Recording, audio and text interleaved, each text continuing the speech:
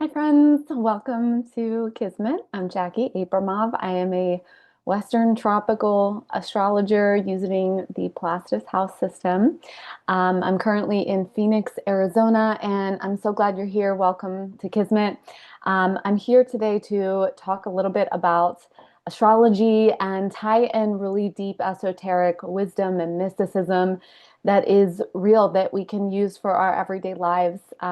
Sometimes we think that mysticism or esoteric information is something that's out of reach or only for certain people, but it's actually for everyone and can be used in our everyday lives. So, thank you so much for being here. Please support me by hitting like, connecting with me through subscribing or commenting. All of this really supports me and my work and helping me to grow and connect with more people. Okay, so I'm going to share the current chart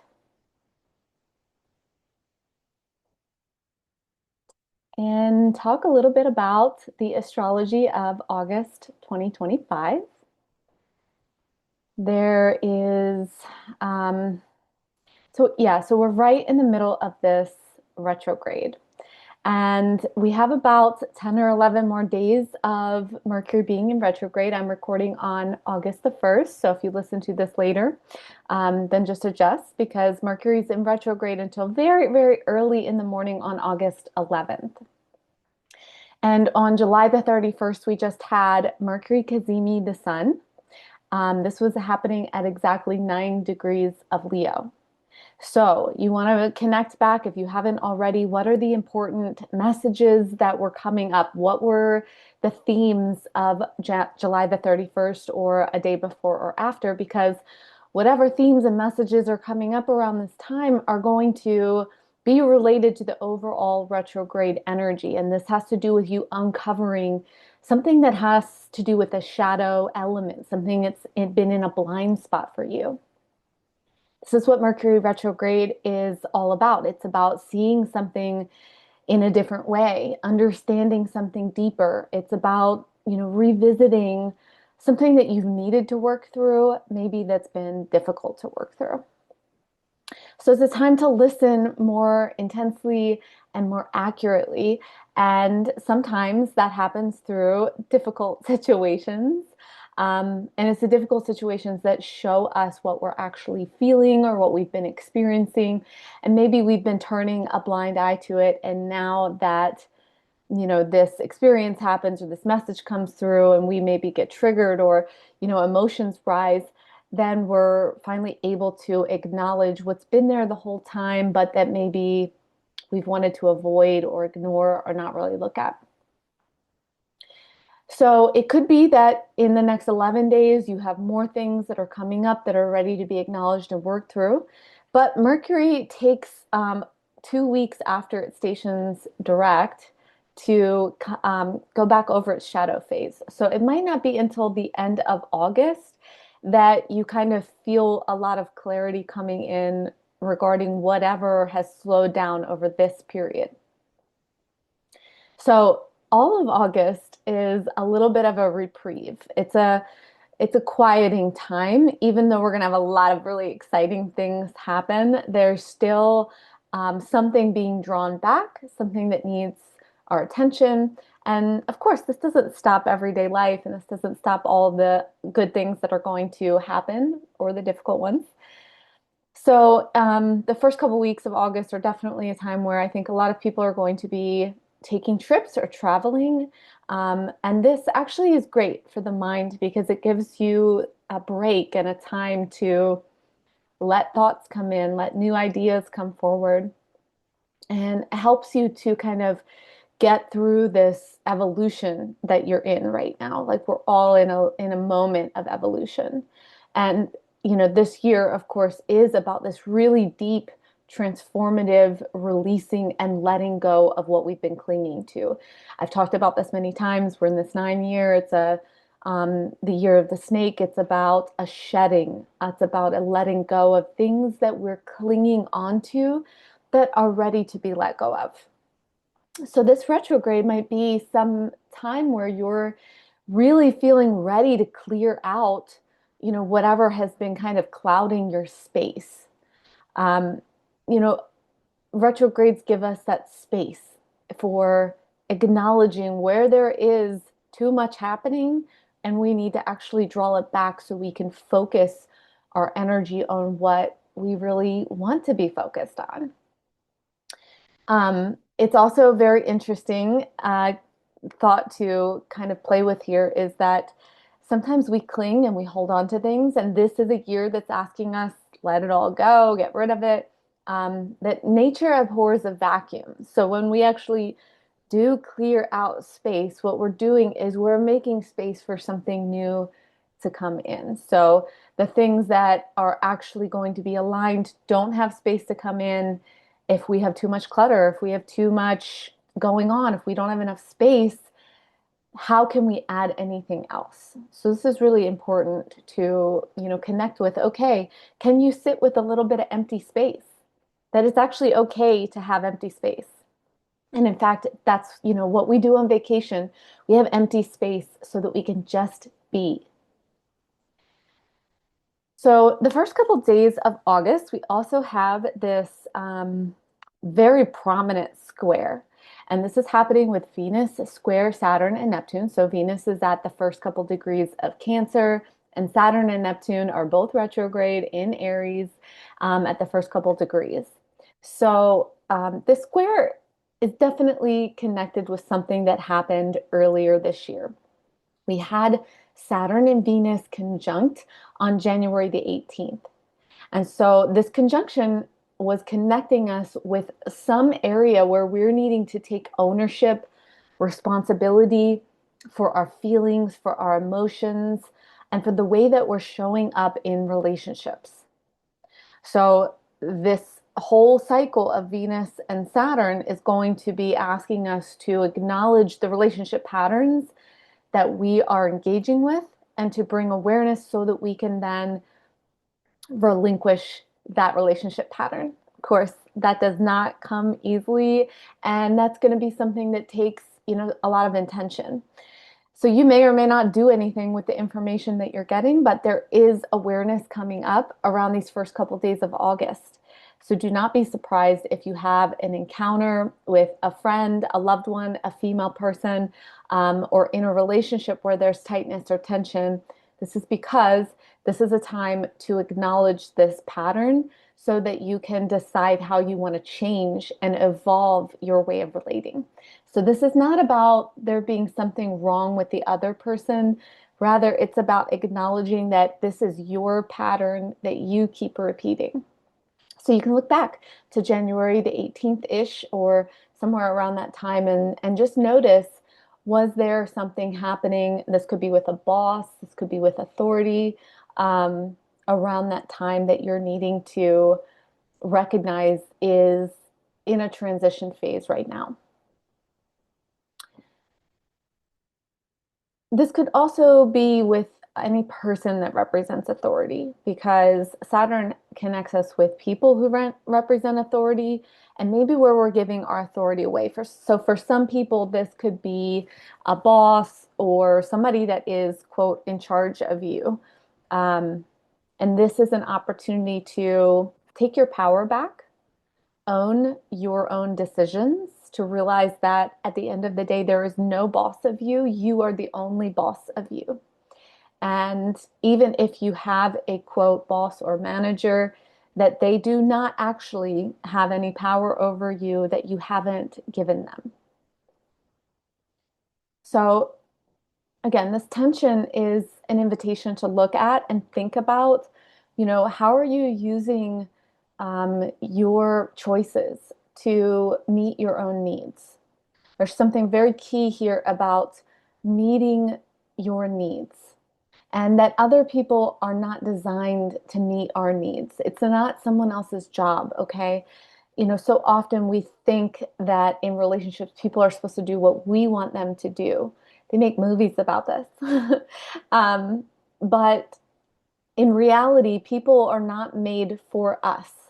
It's not their job. They didn't come here. They were not created to meet the needs of other people. Each person was created to come into their own capacity to meet their own needs. And when we actually do meet our own needs, then we're able to have real relationship, not relationship where we put an expectation on another person. Now, this is different than being in a relationship with somebody who is abusive, and if they are, taking out malicious intent on you, or if it feels that way, this is not what I'm talking about. In this situation, this is you needing to step away from this person. This is very different than expecting them to be different than they are. And that brings up a really important point, is that, when we allow people to be who they are and we don't think that we can change them or that they need to change, then we can see them as they are and decide whether or not they are a person that aligns with who we are and what we want to create in our lives. People do not always have the capacity to meet us in a relationship. And so if they are not able to meet you in a relationship, then it's up to you to make that decision to retract your energy from them. And it's not up to them to do that. It's up to you to retract your energy. And so it's also important to remember that people have their needs and that everyone is trying to meet their own needs. And it's also very difficult. This is one of the things humans struggle with the most. It is um, probably our biggest hindrance to having real relationships, is that we are constantly trying to get someone else to meet our needs for us. And of course, I know that this is easy to say and not easy to do.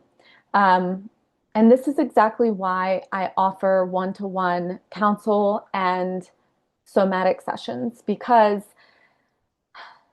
our beliefs, our thoughts, our feelings, they're all wrapped up in these kind of twisted stories on the inside of us.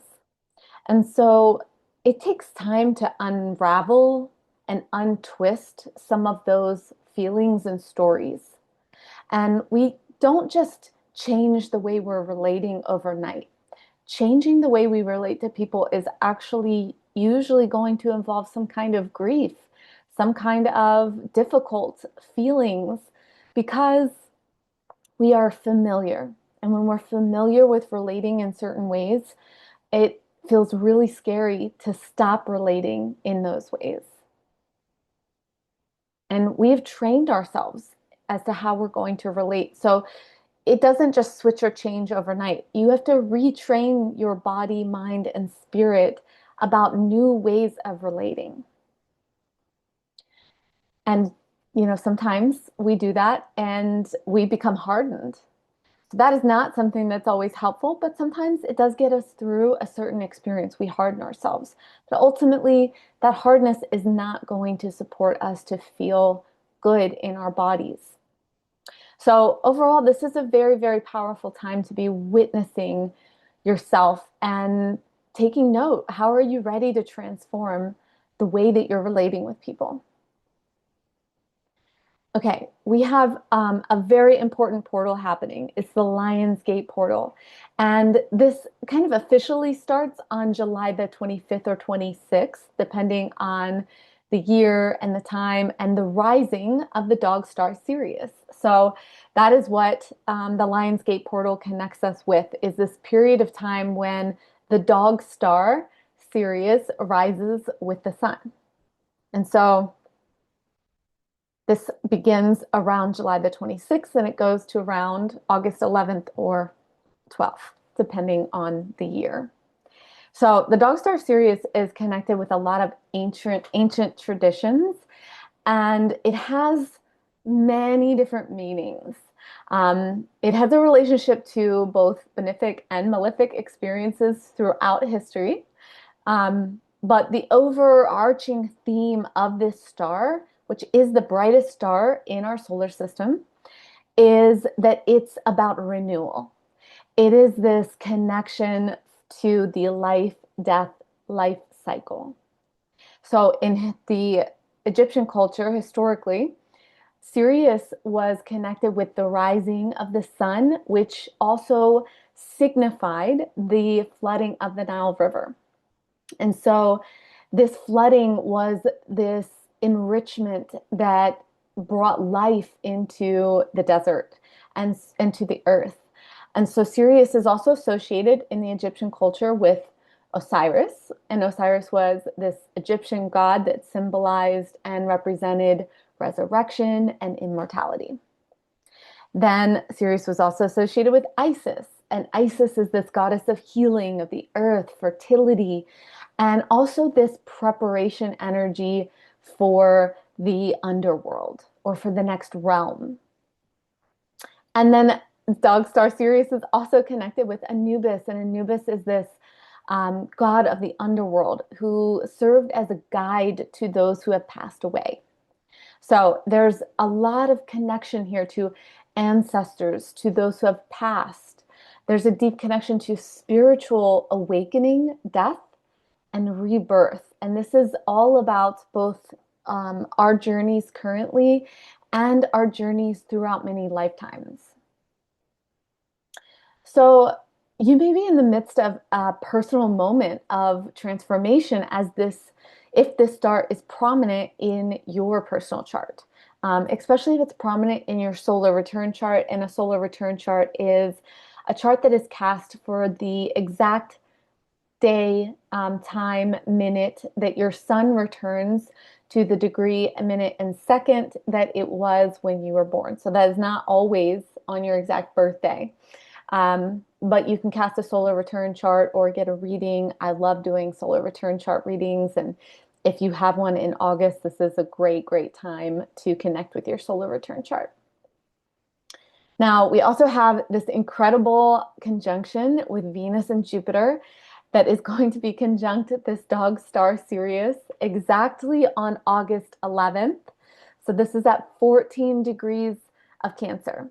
If you have planets or points at this degree, this is going to be a really important year for you. There's something about going through a death, a rebirth, a renewal. This, again, the dog star Sirius is a binary star system, which means that there is actually two stars and they're orbiting a mass.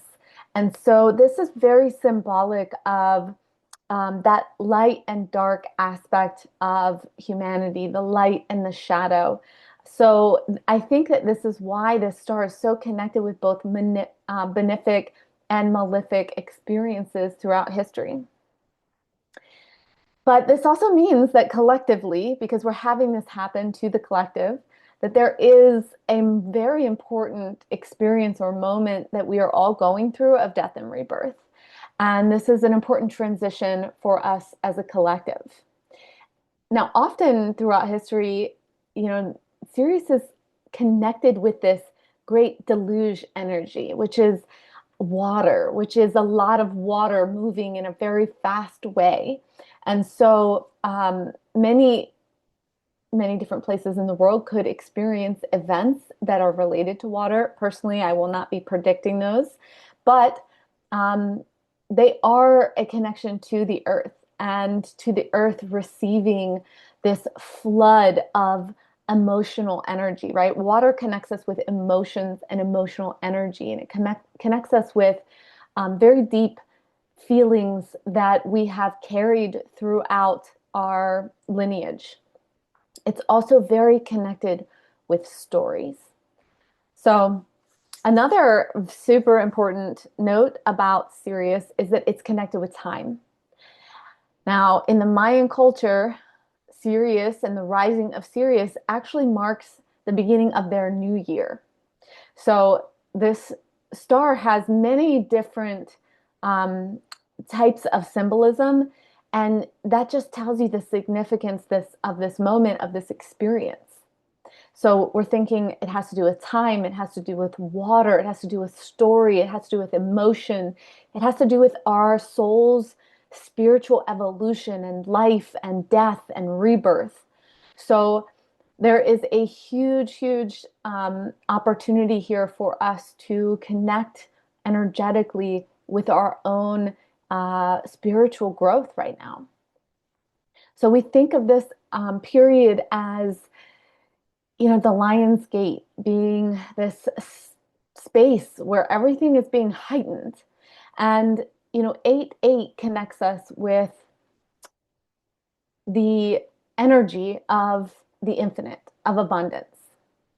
So you want to be asking yourself, during this time, what is your soul longing for? What is an abundant life for you?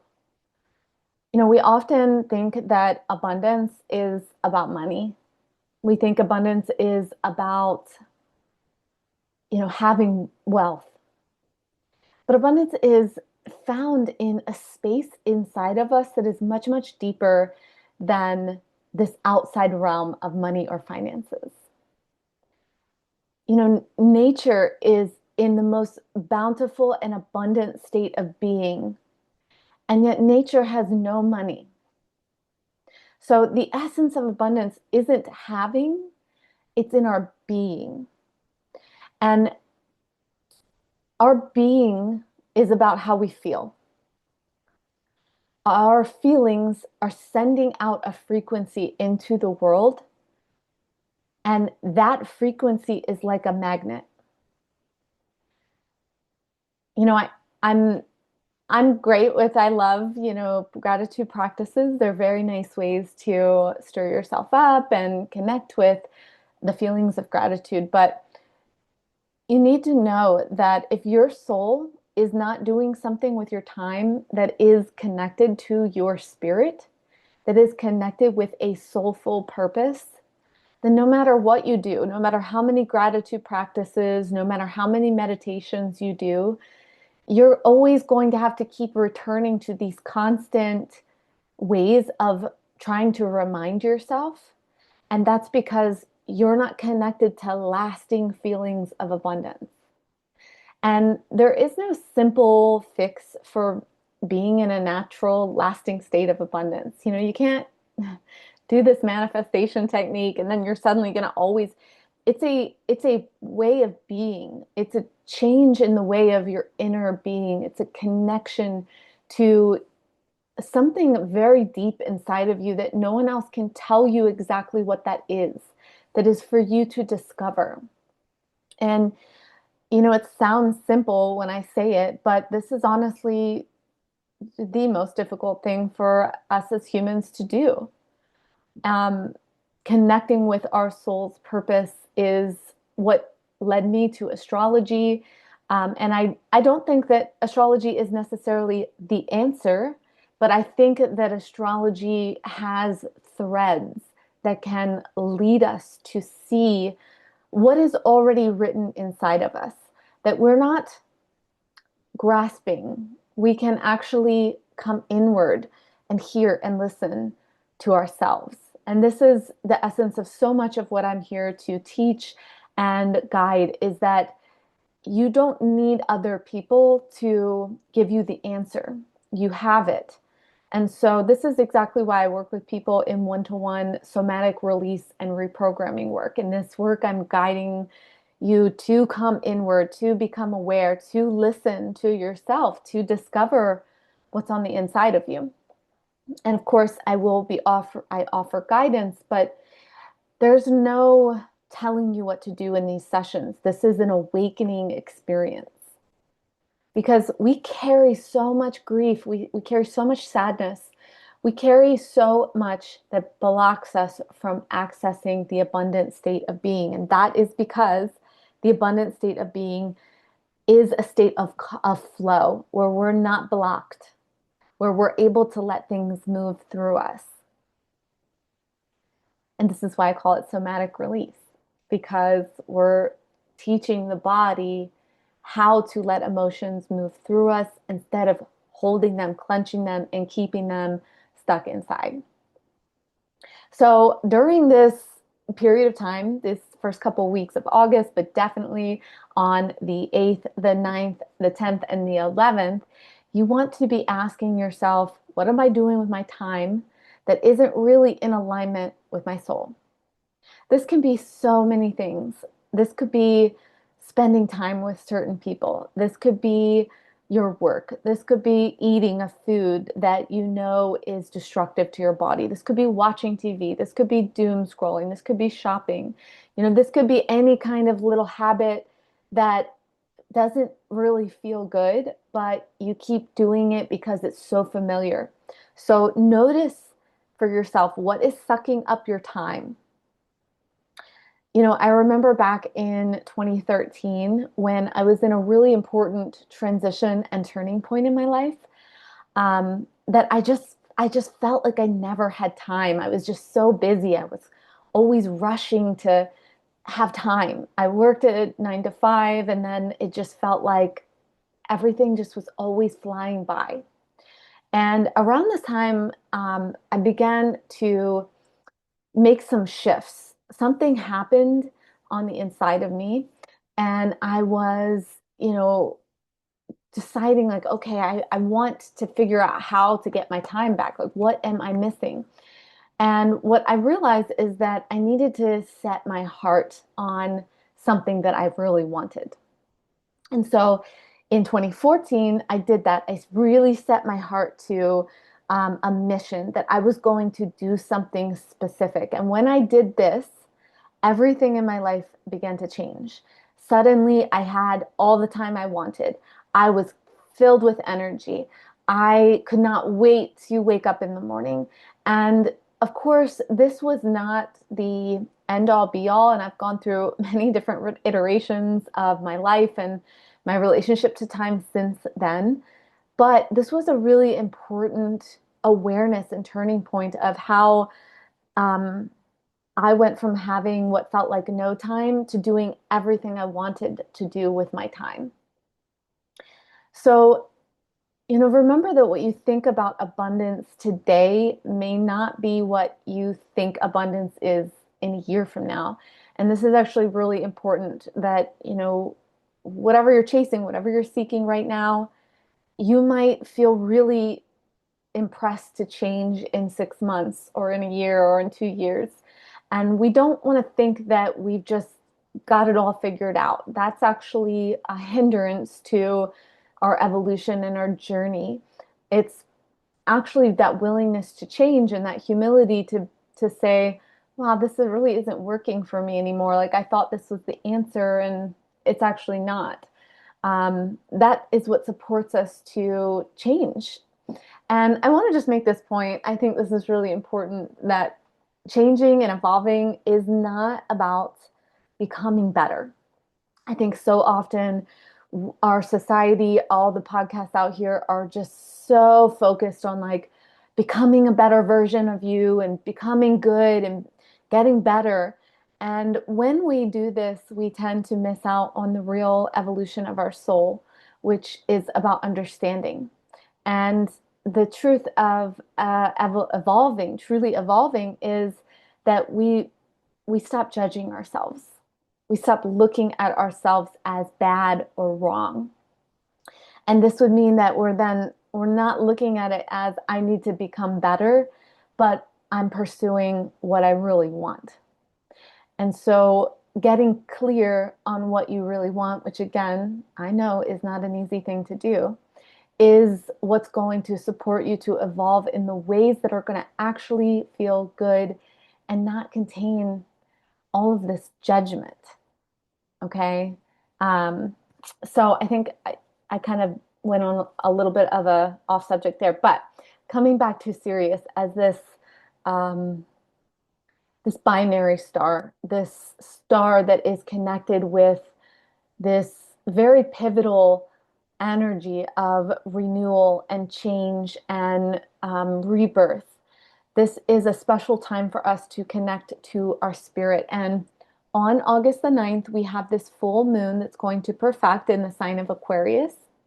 The full moon has a really powerful aspect, so I'm going to do another podcast about that specifically.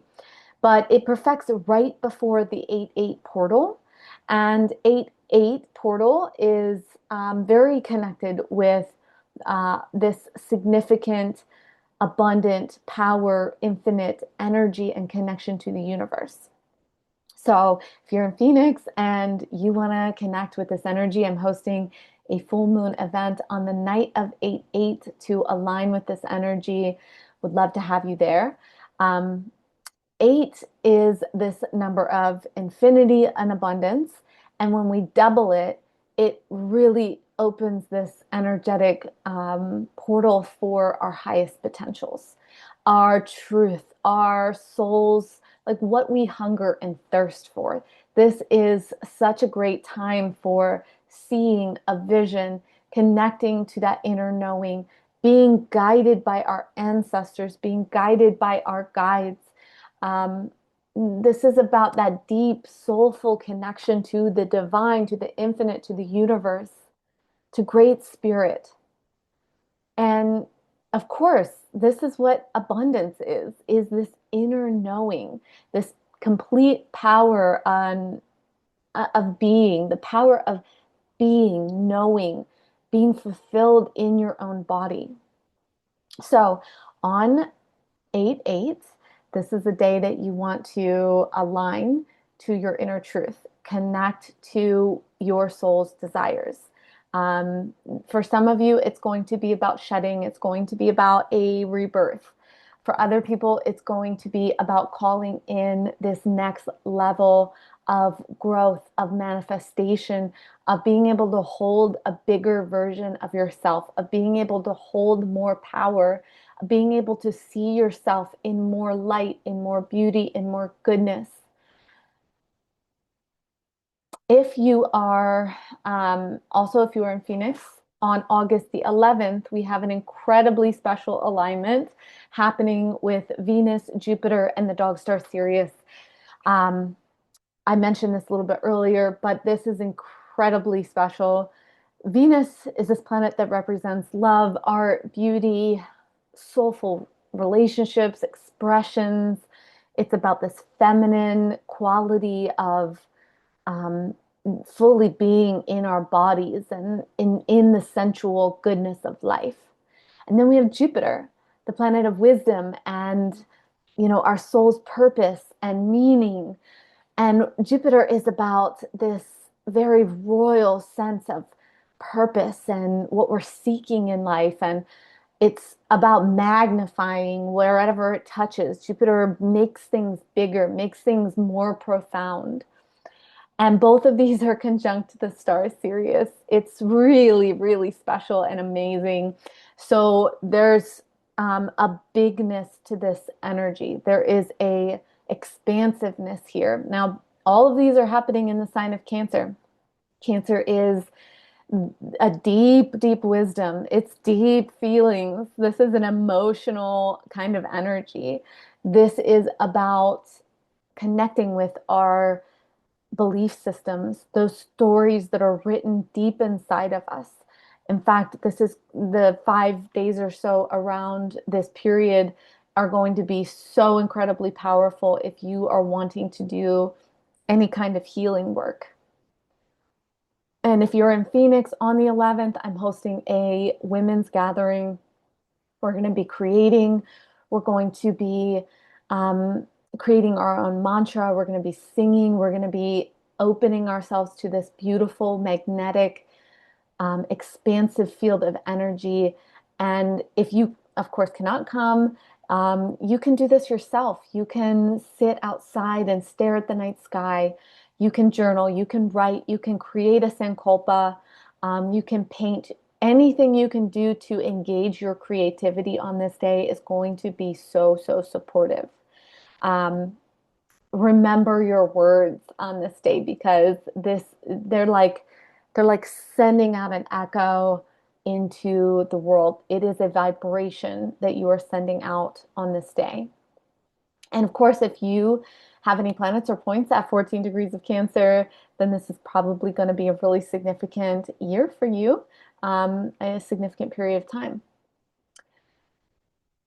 You could also be thinking about connecting to someone who has passed. This could be something where you're acknowledging, recognizing a person that has meant a lot to you. So, this is incredibly healing energy. Like I said, anywhere from about maybe like August the 6th to around the 18th. Really, really powerful time for doing any deep healing work, releasing grief or sadness, and then opening up your heart to this abundance, to this growth, and to true worthiness, this worthiness at a soul level. Now, this may be fleeting for some, but engaging with this energy will definitely support your next step, your next level of evolving and growing and seeing what is your path, your journey in this life. So, if you want to engage, please connect with me. If you want to do a one-to-one session, I offer both virtual and personal one-to-one sessions in person, astrology, all the astrology readings that you could possibly want, and then somatic release and reprogramming or one-to-one coaching. So, other than that, I am really excited for these coming weeks, and I hope that you're going to be doing something special for yourself to connect with this energy.